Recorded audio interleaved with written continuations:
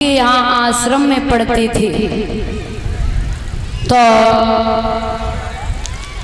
गुरु मैया ने जवाब दियो, कृष्ण को बुलायो। लाला घर में ईंधन नहीं है, ईंधन की बड़ी कमी है। कृष्ण बोले, माँ आप चिंता मत करो, मेरे साथ में सुदामा भैया है, मैं जंगल के लिए जाऊंगा भी।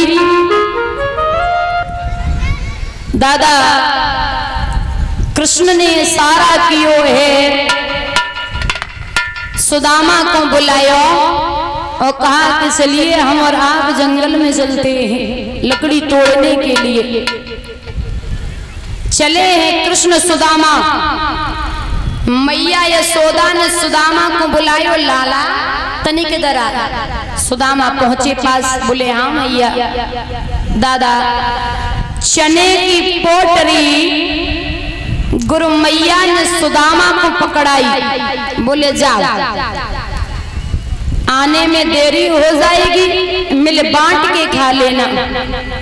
जैसे ही दादा चना की पोटरी सुदामा के हाथ पे रखी, वैसे ही सुदामा समझ गए कि ये चना है वो श्रापित है। तुरंत ही दादा सुदामा समझ गए और चना श्रापित कैसे हुए वो सुने। एक बार दादा एक ब्राह्मणी थी, ब्राह्मणी 5 दिन से भूखी थी, जा रही थी रास्ते से। शाम के टाइम भाई चना की पोटरी मिली, उस ब्राह्मणी ने उठा ली। बोले आज का दिन तो चला गया, छठवें दिन भगवान का भोग लगाने के बाद में खाऊंगी। जाकर के अपनी कुटिया में रख दिए। रात्रि में चोर आए, उन्होंने समझा इसमें सोने के कड़े हैं। दादा उन्होंने समझा कि सोने के कड़े हैं। पहले के जमाने में भाई, अब तो मकान की व्यवस्था है, तिजोरियां हैं, बढ़िया व्यवस्था है, कितना भी सोना चांदी हो दादा, कितना भी हो संभाल के रख लो हैं। लेकिन पहले के जमाने में भाई मकान नहीं थे उतने, रहने के लिए ठीक व्यवस्थाएं नहीं थी, तिजोरियां नहीं थी। तो माताएं क्या करती थी, वो सोने के कड़ या तो जमीन में गड्ढा करके उसमें रखे, या फिर कहीं जो कुटिया होती उसमें कपड़ा में बांध के रख देती थी। ऐसे ही माताएं सोना चांदी दबा के रखती थी। तो सुमैया ने ब्राह्मणी ने कुटिया में वो चना रख दिए। चोर समझे कि सोने के कड़े हैं। दादा सोने के कड़ समझ के वे चना ले गए। जब खोल के देखा तो चने निकले। संदीपन मुन का आश्रम पास में था, वहीं से हो के जा रहे थे। सो वहीं कह दी चना हमारे काय काम के, फेंक के निकल गए। जब सुबह हुआ दादा ब्राह्मणी ने देखा वो चने ना पाए, तो श्राप दिया है कि जो चने खाएगा वो हमसे भी ज्यादा गरीब हो जाएगा। ब्राह्मणी का श्राप था तो वो चने हैं दादा, वो श्रापित तो हो गए। गुरु मैया ने उठाया, सुबह झाड़ू लगाए, वही चना संभाल के रखे गए कि कृष्ण सुदामा को खिलाएंगे। सुदामा के हाथ पे गुरु मैया ने जैसे ही दादा चना माता रखे, सुदामा समझ गए कि ये चना श्रापित है, कुछ भी हो जाए मैं कृष्ण को चना नहीं दूंगा। मित्र हो तो ऐसा हो दादा। कृष्ण और सुदामा की मित्रता लोग क्यों याद करते, क्योंकि पूरा श्राप अपने ऊपर ले लिया था सुदामा ने, कृष्ण को वो चने नहीं दिए थे। इसीलिए लोग सुदामा कृष्ण की मित्रता को याद करते हैं कि मित्र हो तो ऐसा हो। सुदामा ने दादा देखा कि ये जगत का रचयिता है, अगर इसे मैंने चना दे दिए तो सब गड़बड़ है जाएगा। इसलिए सुदामा ने चने नहीं दिए।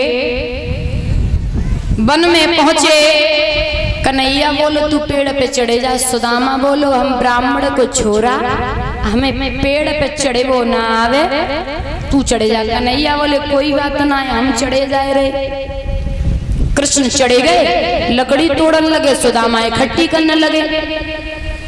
माँ को महीना है दादा, पानी पे पानी आए रहो।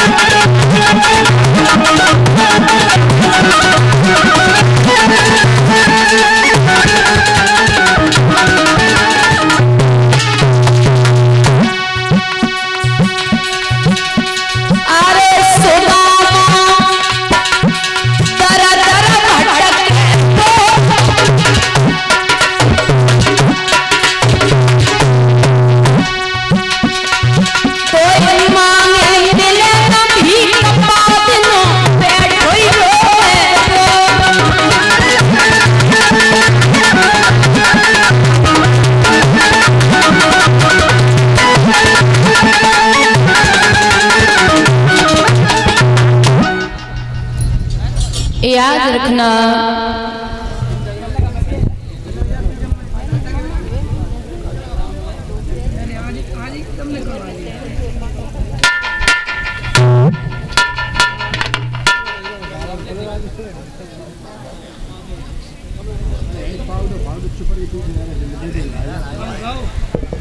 याद रखना सुखदेव बाबा वर्णन करते हैं, कृष्ण को भूख लगी, सुदामा से बोले वीरन कछु होए तो दे दे। सुदामा चना लेत, मैया अपन कुटक लेत, कन्हैया देते ही नहीं। कन्हैया बोले वीरन कछु खाए को होए तो दे दे, बहुत भूख लगी। सुदामा कछु नहीं, बोले का खाए ले तो बेर बेर कुटक ले तो, बोले कछु नहीं, ठंड इतनी लगती है, सो ठंड के मारे हमारी तो दांती किटकिटाई रही है। भगवान बोले अच्छा दादा, कछु समय बीतने के बाद सुदामा का विवाह हुआ, बच्चे हुए, सोई कन्हैया का विवाह हुआ।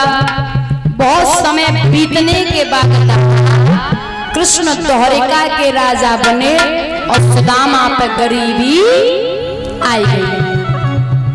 दादा भगवान गरीबी काऊ को न देवे, गरीबी परमात्मा किसी को न देवे, क्योंकि गरीबी में जो लोग उल्टा सीधा बोलते हैं दादा बहुत कुछ, और सगे रिश्ते होते हैं ना अपने, गरीबी में भाई भाई को भूल जाता है। गरीबी वो चीज है मैया, भगवान गरीबी काऊ को न देवे। सुशीला के बच्चे जब भोजन मांगते हैं ना तो मैया कह देते लला आज एकादशी है। बच्चा रोए के बोले मैया